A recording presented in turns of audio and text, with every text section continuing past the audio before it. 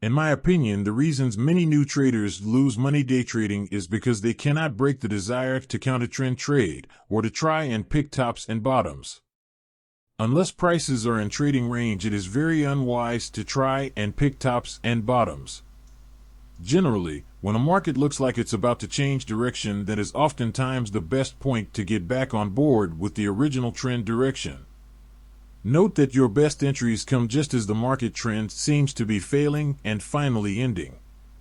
With the trend entry looks like the last thing you would want to do, and this is when most of the uneducated traders are sucked into the wrong side. Just as it is making a low in a bull trend correction or making a high in a bear trend correction.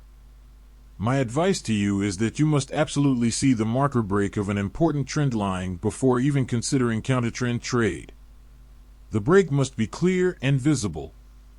Here comes the important part. Even when you see a convincing break of a trend line, and should first have you considering trade with the original trend. Let me show you few examples so you can see what I mean.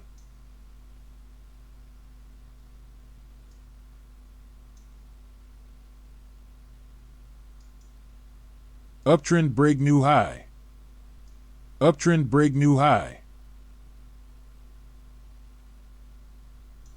Downtrend break new low.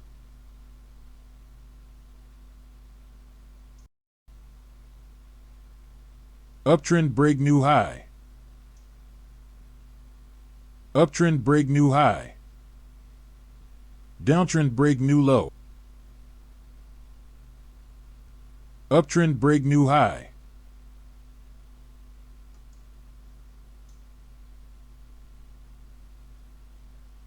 Uptrend break new high.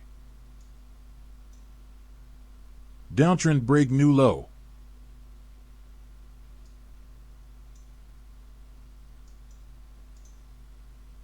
Downtrend break new low.